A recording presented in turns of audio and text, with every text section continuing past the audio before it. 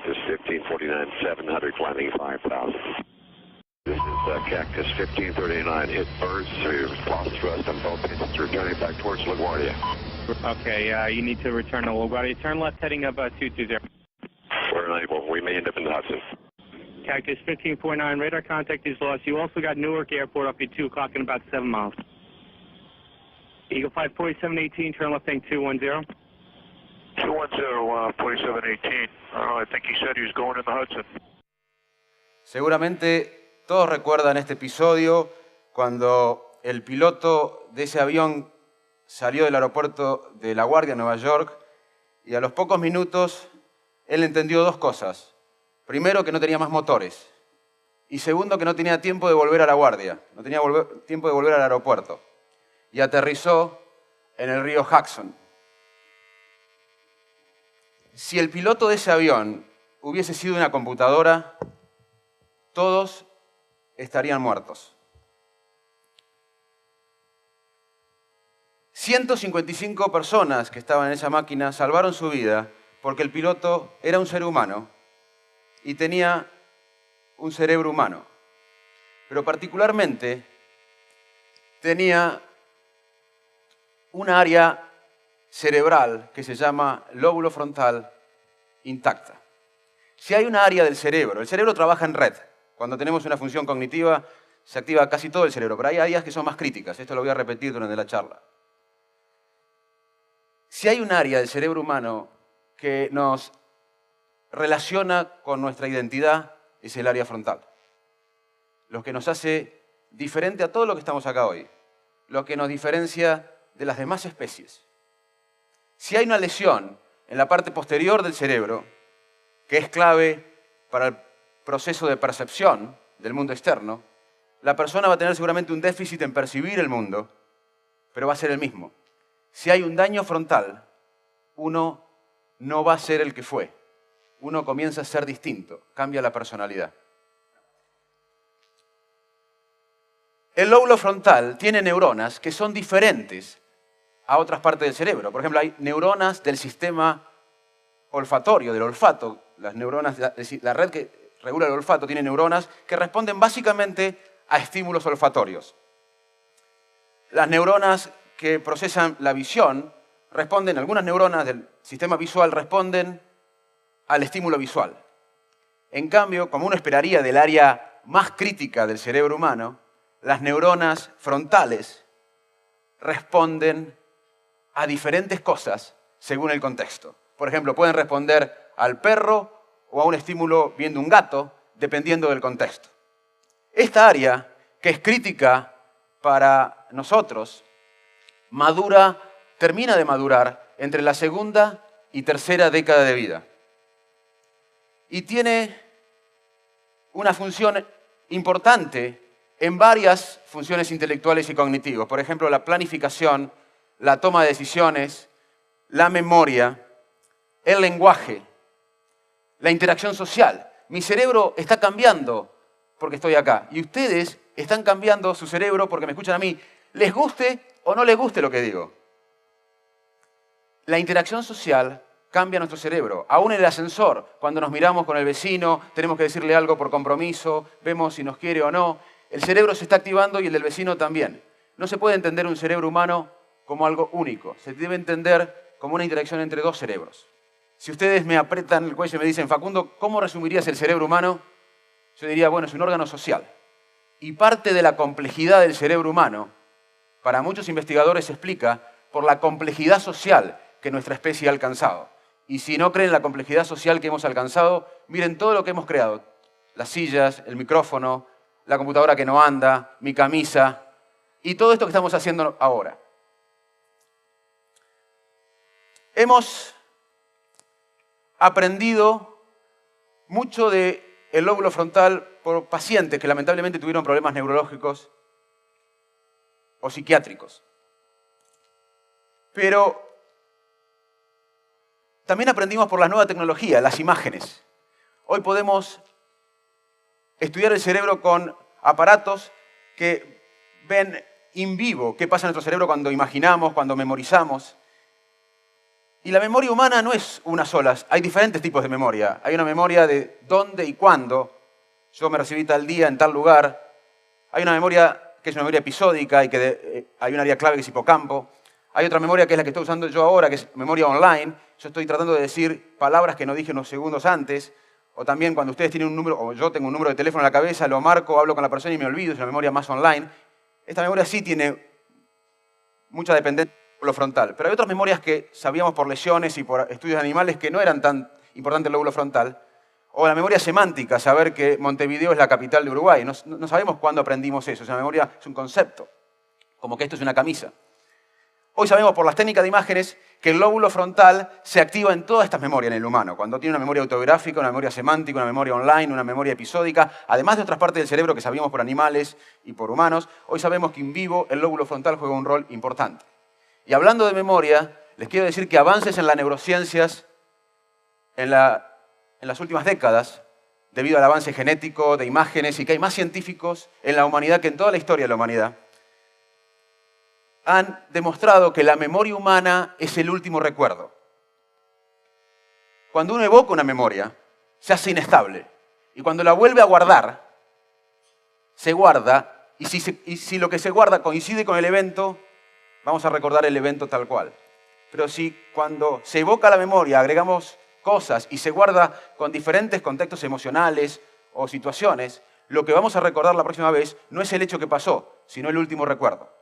Básicamente, repito, pues es un concepto importante. Cuando uno evoca una memoria, la memoria se hace inestable y se vuelve a guardar como cuando uno guarda un documento Word en la computadora. Lo que se guarda es lo que se va a recordar la próxima vez. Si uno hace un viaje de enamorados y uno está más enamorado que otro y lo cuenta 100 veces y el otro lo cuenta 2 porque está poco enamorado, le pasó mal, seguramente el más exacto va a ser el que lo contó 2 veces. Porque el que contó 100 veces va a poner cosas en el viaje, emocionales y contexto que no van a tener nada que ver con la realidad.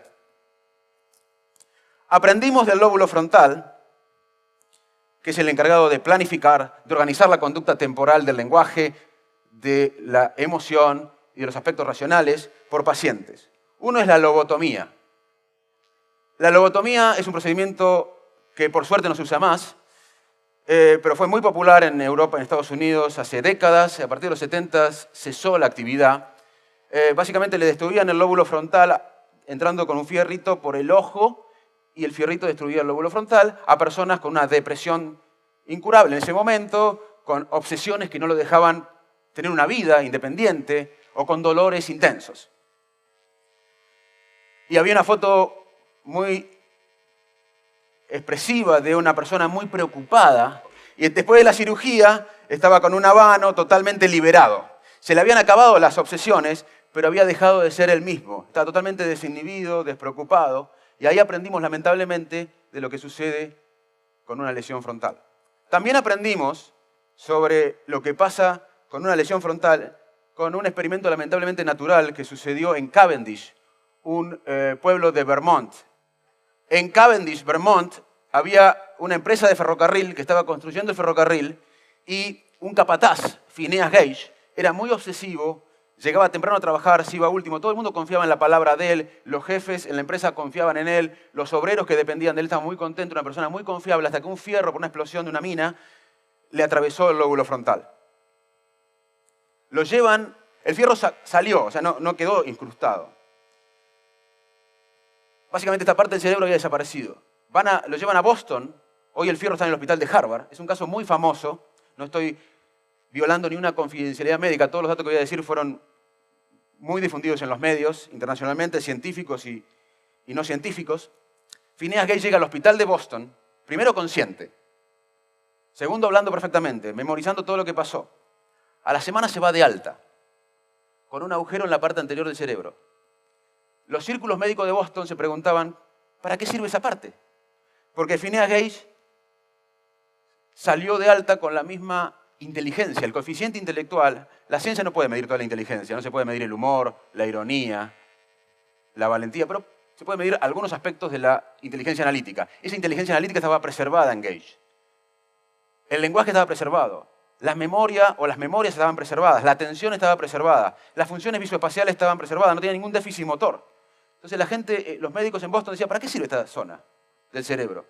Al tiempo se dieron cuenta, Phineas Gage se puso totalmente desinhibido, empezó a tomar decisiones financieras en contra de uno, de él mismo, decisiones sociales, laborales, familiares. Yo no quiero hacer un juicio moral de qué está bien en toma de decisiones y qué está mal, pero si uno claramente tomaba decisiones ventajosas en su vida previo a un accidente y luego del accidente empieza a tomar decisiones que juegan en contra de uno en el aspecto social, laboral y familiar, claramente hay un déficit de toma de decisiones.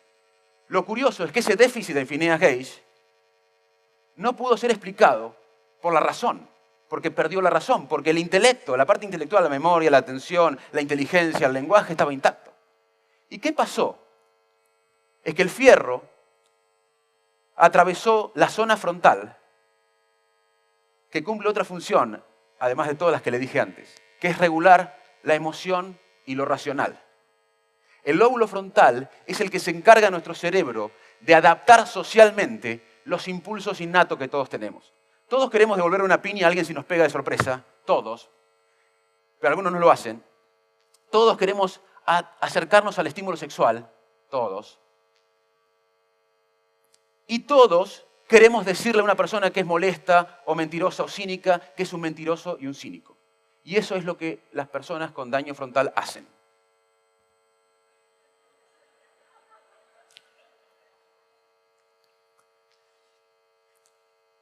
Entonces, el déficit de Phineas Gage era un déficit emocional que guía la toma de decisión, entre comillas, racional. Y los seres humanos tomamos decisiones permanentemente. La vida no nos lleva a tomar decisiones solamente cuando elegimos una carrera universitaria, o cuando elegimos un trabajo, o cuando elegimos un plato de comida en un restaurante, o cuando yo elegí esta camisa, seguramente consciente, viendo si tenía una camisa similar o no. Obviamente que esas decisiones son conscientes y tenemos muchas decisiones conscientes, pero vivimos tomando decisiones. ¿Cómo te llamas vos? Mercedes está tomando decisiones en este momento. Mirarme a mí o mirar la pantalla. Mirar al Señor. Pensar qué estoy diciendo o pensar que va a comer más tarde. Vivimos tomando decisiones y el cerebro evolutivamente ha desarrollado un mecanismo de toma de decisiones donde no puede evaluar los pros y las contras permanentemente, porque si no, no tenemos tiempo para hacer todas las decisiones que tomamos. Porque tomar decisiones no es solamente elegir un plato de comida o una camisa o una carrera universitaria. La toma de decisiones es permanente. Entonces, el cerebro humano ha desarrollado evolutivamente un mecanismo automático, muchas veces no consciente, que incorpora el contexto que cambia, como pasó acá en esta charla. Yo pensé que tenía déficit frontal hasta esta charla, pero ando bastante bien. Cambió el contexto y yo me pude adaptar al contexto. Lo mismo que el piloto del avión. La toma de decisión humana no es un proceso lógico ni computacional, sino que está guiado por las emociones. Pacientes como Phineas Gage tienen lo que se llama miopía del futuro. Phineas Gage sabía que estaba bien y que estaba mal. Sabía que las decisiones que tomó no lo admitieron en el trabajo. Él sabía, los pacientes frontales saben que está bien y está mal. No es un problema de conocimiento. Sin embargo, eligen el riesgo, la recompensa inmediata. Por eso muchas veces en la neurobiología decimos que estos pacientes tienen miopía del futuro. No pueden resistir la tentación inmediata, aunque esa tentación inmediata sea perjudicial en el largo plazo. Y esta teoría de la biología, de la toma de decisiones, está dando luz a entender algunos aspectos, no todos, porque son fenómenos multifactoriales y complejos, pero la obesidad. Todos vamos al supermercado, hay un tarro de helado y algunos no pueden resistir comerlo, a pesar de que saben que van a aumentar 500 calorías a la tarde o a la mañana siguiente, o inmediatamente después de comerlo. Lo mismo pasa con la adicción severa a las drogas o con el juego patológico. El juego patológico no es el que juega a veces el casino, sino el que no puede vivir sin jugar. Hay un caso de un paciente mío que tenía la plata para la luna de miel que había juntado durante meses y el día anterior al casamiento se la jugó. Claramente no vio el futuro, que la mujer lo iba a matar, básicamente. Vamos a escuchar un poco de música ahora y les voy a contar qué tiene que ver esto con el lóbulo frontal.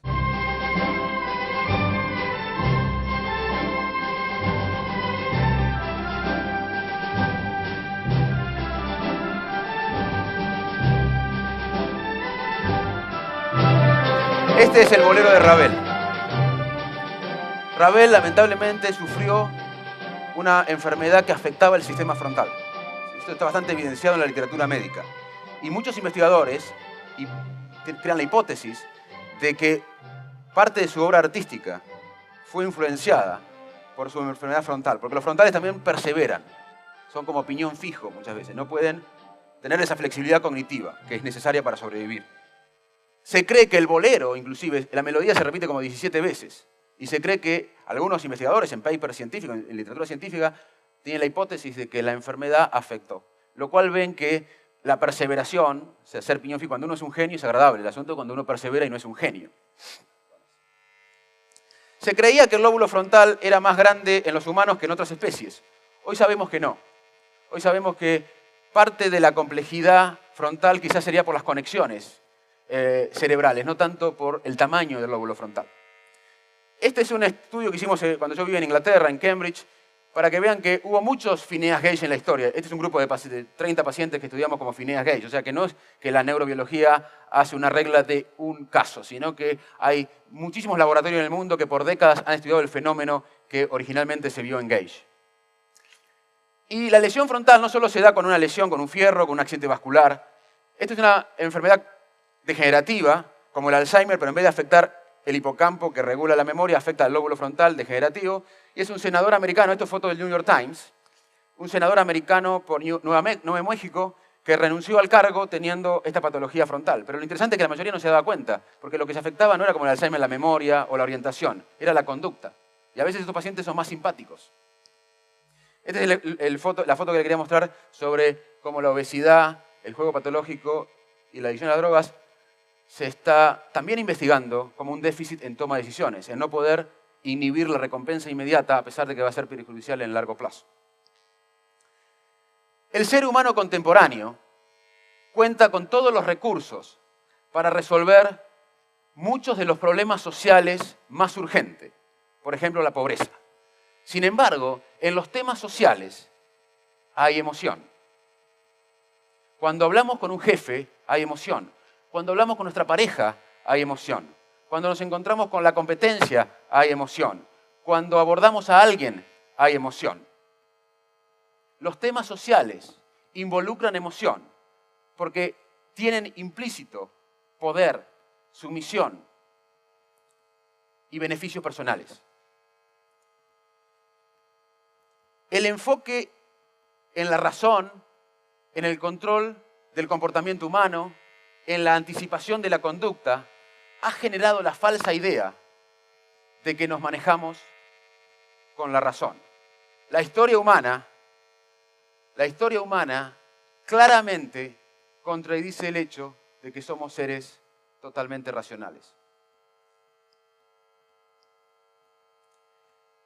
Para terminar, quiero contarles que la miopía del futuro no solo está relacionado con lo neurológico. Y quiero cerrar con una historia personal que seguramente es la historia de muchos de ustedes. Es la escuela pública argentina. Como muchos de ustedes, yo soy producto de la escuela pública de nuestro país. Esto es Arroyo Dulce, pueblito de campo, satélite de Salto, y entre Pergamino y Salto. Luego mi escuela secundaria, primaria y secundaria en Salto y la UBA. Y luego me fui al exterior y volví. Como a muchos de ustedes, este sistema público me permitió cumplir mis sueños y mis objetivos. Fue la base, no fue lo único, pero fue una base importante con la que yo pude cumplir mis sueños personales y objetivos. Y este proyecto de educación pública que diferenció a la Argentina mucho tiempo de otros países en América Latina, de lo cual estamos orgullosos los argentinos, fue pensado por una generación de argentinos que claramente no tenían miopía del futuro, que pudieron pensar un sistema educativo más allá de su vida biológica. Por eso espero, anhelo, como estoy seguro que todos ustedes esperan y anhelan, que las próximas generaciones de argentinos, inclusive mi hijo Pedrito que tiene 4 años está por ahí, Manuela que tiene 6 y está por ahí, digan lo mismo de nosotros, que no tuvimos miopía del futuro. Muchas gracias.